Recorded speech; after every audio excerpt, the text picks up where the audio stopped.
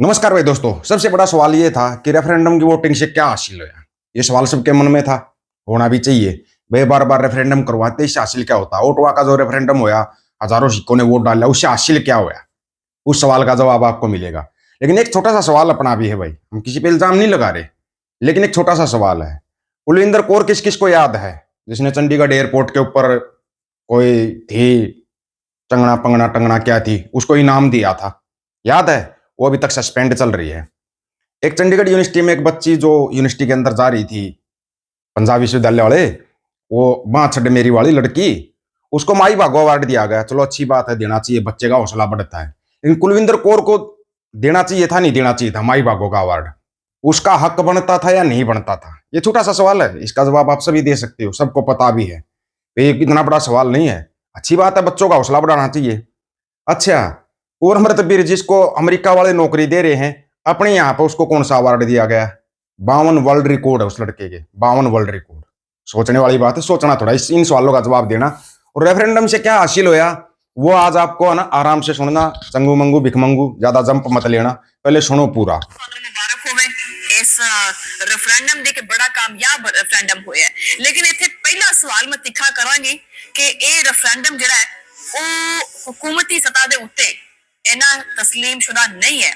ते फिर ਤੁਹਾਨੂੰ ਕੀ ਲੱਗਦਾ है कि ये रेफरेंडम कोई कानूनी हैसियत या स्टेटस रखता है?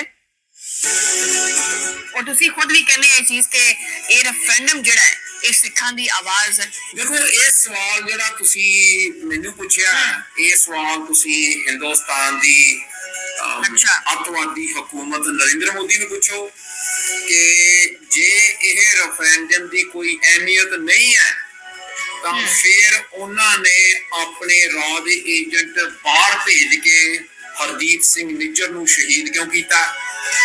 फिर ਉਹ ਆਪਣੇ ਰਾਹ ਦੇ ਏਜੰਟਸ ਤੇ ਕਾਉਂਸਲਰਸ ਦੇ ਵਿੱਚੋਂ ਦੀ ਡੈਥ ਸਕੁਐਡਸ ਭੇਜ ਕੇ ਮੈਨੂੰ ਮਾਰਨ ਦੀ ਕੋਸ਼ਿਸ਼ ਕਿਉਂ ਕਰਦੇ ਪਏ ਆ? ਜਾਂ ਸਾਡੇ ਯੂਕੇ ਦੇ ਕੋਆਰਡੀਨੇਟਰ ਭਾਈ ਪਰਮਜੀਤ ਸਿੰਘ ਪੰਮਾ ਨੂੰ ਮਾਰਨ ਦੀ ਕੋਸ਼ਿਸ਼ ਕਿਉਂ ਕਰਦੇ ਪਏ ਆ? ਜਿਹੜਾ ਅਨਅਫੀਸ਼ੀਅਲ ਰੈਫਰੈਂਡਮ ਹੁੰਦਾ ਹੈ ਜਦੋਂ ਕੋਈ ਵੀ ਹੁਕੂਮਤ ਜਿੱਦਾਂ ਹਿੰਦੁਸਤਾਨ ਦੀ ਹੈ जिन्हें पंजाब के उत्ते कब्जा किया होया ते उन्होंने उत्थे सिखां दी नस्लकुशी की है जिहड़ी जून 1984 शुरू हुई सी। और जदों एक हथियारबंद संघर्ष सिख पंथ ने पंजाब दे विच लड़िया ते जिहड़ा उन्हां दा बनदा योगदान सी उस वक्त उन्होंने खालिस्तान दी नीआं अपने खून दे नाल पक्कियां कर दित्तियां। जिहड़ा ये समा है खालिस्तान रेफरेंडम दा ते अनऑफिशियल दा, ये दुनिया दे विच एक कंपेन है, एक मुहिम है ਜਿਹੜੀ ਕਿ ਹਿੰਦੁਸਤਾਨ ਨੇ ਜੋ ਸਿੱਖਾਂ ਦੀ ਨਸਲਕੁਸ਼ੀ ਕੀਤੀ ਹੈ, ਜੋ ਉਹ ਆਪਣੇ ਆਪ ਨੂੰ ਇੱਕ ਡੈਮੋਕ੍ਰੈਟਿਕ ਤੇ ਪੀਸਫੁਲ ਨੇਸ਼ਨ ਦੱਸਣ ਦੀ ਕੋਸ਼ਿਸ਼ ਕਰਦੇ ਆ, ਉਹਨਾਂ ਨੂੰ ਐਕਸਪੋਜ਼ ਕਰਨਾ ਹੈ ਤੇ ਆਪਣਾ ਜਿਹੜਾ ਰਾਈਟ ਟੂ ਸੈਲਫ ਡਿਟਰਮੀਨੇਸ਼ਨ ਦਾ ਕੇਸ ਹੈ ਉਹ ਸਾਰੀ ਦੁਨੀਆ ਦੇ ਸਾਹਮਣੇ ਰੱਖਣਾ ਹੈ ਤੇ ਉਸ ਦੇ ਵਿੱਚ ਅਸੀਂ ਬਿਲਕੁਲ ਕਾਮਯਾਬ ਹੋ ਰਹੇ ਹਾਂ। एक छोटी सी बात है, बहुत लोग सवाल कर देते हैं भाई विदेशों में रेफरेंडम करवाते हैं, यहाँ क्यों नहीं? आपसे ना बिल्कुल छोटा सा सवाल पूछेंगे, आजादी की लड़ाई की शुरुआत कहां से हुई थी? कहां से हुई थी? गांधी को कहां से भगाया गया था? कहां से उसने शुरुआत की थी? साउथ अफ्रीका से। क्यों की वहां से? इंडिया से करनी चाहिए थी ना। खाड़कू सिंह याद है, गदरी बाबे याद है, गदरी बाबू की लहर कहां से चली थी? इंडिया से चली थी या विदेशों से चली थी? थोड़ा सोच के बताना। ये छोटे छोटे सवाल है, कोई बड़े सवाल नहीं है। गदरी बाबाओं की लहर कहां से चली थी? थोड़ा सोच के बताना एक बार। गदरी बाबाओं का इतिहास तो याद ही नहीं होगा, क्योंकि भूल जाते हैं हम, पीछे वाला भूल जाते हैं, आगे नया नया देखना शुरू कर देते हैं। ये चीजें आपको याद होनी चाहिए। जब तक ये चीजें आपको याद नहीं होंगी ना, तब तक आपकी समझ में ही नहीं आएगा विदेशों में क्या चल रहा है, क्या होना चाहिए, क्या नहीं होना चाहिए। ये आपको याद कैसे आएगा? याद करना पड़ता है। आप लोग है ना जल्दी उसमें लग जाते हो। मतलब ये है कि मतलब कोई ना कोई जो नतीजा है इस रेफरेंडम का लाजमी निकलेगा। वैसे मैंने वो सवाल करना नहीं चाहिए था क्योंकि नतीजे मैंने वैसे भी नजर आ रहे हैं। इस तरफ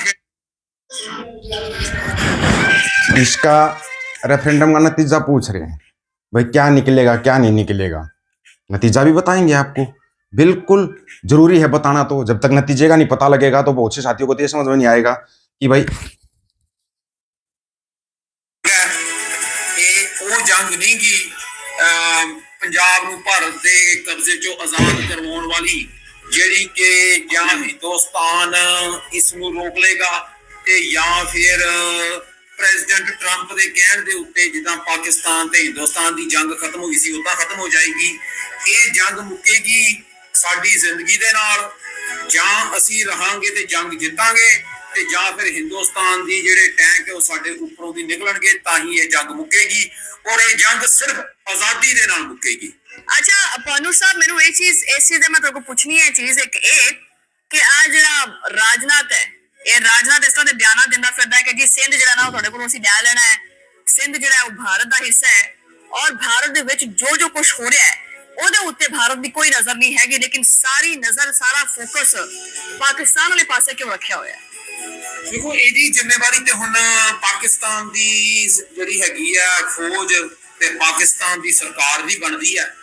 ਜਦੋਂ ਲਗਾਤਾਰ ਤੁਹਾਡੇ ਤੇ ਇਲਜ਼ਾਮ ਲਗਾਏ ਜਾਂਦੇ ਆ ਔਰ ਹਮੇਸ਼ਾ ਡਿਫੈਂਸਿਵ ਐਕਸ਼ਨ ਚ ਰਹਿੰਦੇ ਆ ਜਾਂ ਡਿਫੈਂਸਿਵ ਮੋਡ ਚ ਰਹਿੰਦੇ ਆ, ਤੇ ਉਹ ਹਿੰਦੁਸਤਾਨ ਦਾ ਤੇ ਜਿਹੜਾ ਇਹ ਅੱਤਵਾਦੀ ਸਿਸਟਮ ਹੈ ਹਿੰਦੂਤਵਾ ਦਾ, ਇਹ ਉਹਨਾਂ ਦਾ DNA ਹੈ ਕਿ ਜਿਹੜਾ ਤੇ ਉਹਨਾਂ ਦੀ ਗੱਲ ਸੁਣਦਾ ਹੈ ਤੇ ਅੱਗੇ ਚੁੱਪ ਕਰਦਾ ਹੈ ਜਾਂ ਹੇਠਾਂ ਹੋ ਜਾਂਦਾ ਹੈ ਤੇ ਉਹਨੂੰ ਉਹ ਹੋਰ ਝੁਕਾਉਂਦੇ ਆ ਤੇ ਗੋਡਿਆਂ ਦੇ ਭਾਰ ਲੈ ਕੇ ਆਉਂਦੇ ਆ।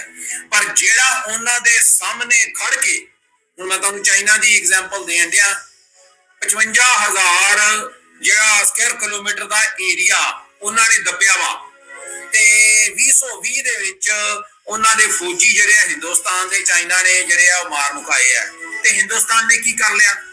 ਉਹ ਲਗਾਤਾਰ ਮਿੰਨਤਾਂ ਹੀ ਕਰੀ ਜਾਂਦਾ ਚਾਈਨਾ ਦੀਆਂ, ਜੀ ਸਾਡੇ ਨਾਲ ਟੇਬਲ ਤੇ ਬੈਠ ਜਾਓ, ਇਹ ਏਰੀਆ ਤੁਸੀਂ ਲੈ ਲਓ, ਸਾਡੀ ਹੁਣ ਪੀਸ ਹੋ ਗਈ ਆਪਸ ਦੇ ਵਿੱਚ। ਜਿਹੜਾ ਹਿੰਦੁਸਤਾਨ ਤੇ ਹਿੰਦੂਤਵਾ ਅੱਤਵਾਦ ਦਾ ਚਿਹਰਾ ਹੈ, ਇਹ ਸਿਰਫ ਤੇ ਸਿਰਫ ਜਦੋਂ ਇਹਨਾਂ ਦਾ ਤੁਸੀਂ ਸਾਹਮਣੇ ਖਲੋ ਕੇ ਮੁਕਾਬਲਾ ਕਰੋਗੇ ਜਿਵੇਂ ਅਸੀਂ ਕਰਦੇ ਆ। ਸਾਡੇ ਕੋਲ ਕੋਈ ਫੌਜ ਨਹੀਂ ਗੀ, ਸਾਡੇ ਕੋਲ ਕੋਈ ਹਥਿਆਰ ਨਹੀਂ ਗੇ, ਪਰ ਅਸੀਂ ਉਹਨਾਂ ਦੇ ਸਾਹਮਣੇ ਨਾ ਕਦੀ ਹੇਠਾਂ ਝੁਕਿਆ ਨਾ ਝੁਕਾਂਗੇ, ਆਜ਼ਾਦੀ तक लड़ते रहेंगे। बड़े कमाल की बात है कि यहाँ पे किसी को समझ में नहीं आ रहा वो क्या रहा है। आपको पता होगा, ज्यादा दूर नहीं है, पंजाब विश्वविद्यालय, चंडीगढ़ विश्वविद्यालय की बात करो आप, सामने खड़े हो गए बच्चे, अड़ गए, जन अड़ गया तो अपनी मांगे मनवा ली। लेकिन मांगों में भी ना ये कुछ ना कुछ लोचा छोड़ देते हैं, जैसे किसान आंदोलन में किया था, लंबी तारीख दे देते हैं और फिर कुछ ना कुछ गड़बड़ कर देते हैं। हाँ, यहाँ पे एक चीज जोर शोर से चली हुई है, वो चली हुई है नाम बदलने की। नाम बदल दो, पीएम ऑफिस का नाम बदल दो, फलाने का नाम बदल दो, ढिमकाने का नाम बदल दो। बड़े कमाल की बात है। क्या तेजस वहां पे गया था, सऊदी अरब में गया था, उस पर नींबू मिर्ची नहीं बांधे क्या? अगर बांधे तो गिर कैसे गया? फिर क्यों नौटंकी चलाई जा रही है नींबू मिर्ची वाली? बनाया क्या आज तक? दुनिया की 100 टॉप की कंपनियों में कहां पे गिनती है तुम्हारी? एक बार सोच कर देखना, हथियार बनाने वाली दुनिया की 100 टॉप की कंपनियों में गिनती कहां पे है तुम्हारी? एक बार अपनी गिनती बता दो, मान जाएंगे तुम्हारे वो। दुनिया के 7 सबसे कर्जवान देशों में तुम्हारी गिनती है। तुम्हारी गिनती है ना बांग्लादेश की, ना पाकिस्तान की, ना श्रीलंका की, लेकिन तुम्हारी गिनती है। अभी पुतिन आ रहा है, 10 लाख मजदूर लेके जाएगा दिल्ली से, 10 लाख मजदूर। सोचने वाली बात है, 5 केजी राशन पर जिंदा रहने वालों, तुम्हारे को यही नहीं पता कि चल क्या रहा देश दुनिया में। वो जब 10 लाख मजदूरों को लेके जाएगा तो क्या करवाएगा? वहां से भी जो वीडियो आ रहे हैं, रो रहे हैं बच्चे, हमारे को जबरदस्ती युद्ध में धकेला जा रहा है। कभी सोचा तुमने इसके बारे में? बेऔलाद क्या समझेंगे औलाद का दर्द? आप लोगों की क्या राय इसके बारे में? अपनी राय रखना, आपकी राय का इंतजार रहेगा। सभी साथियों को राम राम, नमस्कार, आदाब, सत श्री अकाल। वीडियो को ज्यादा से ज्यादा शेयर, चैनल को सब्सक्राइब, बेल आइकन को जरूर दबाना दोस्तों। ऑफिशियल दीपक फौजी यूट्यूब चैनल, बात आकर सच की करेंगे, हक सच की बात हम करेंगे। वीडियो को शेयर करने की जिम्मेवारी आप लोगों की है। गज के आखो, वाहिगुरु जी का खालसा, वाहिगुरु जी की फतेह।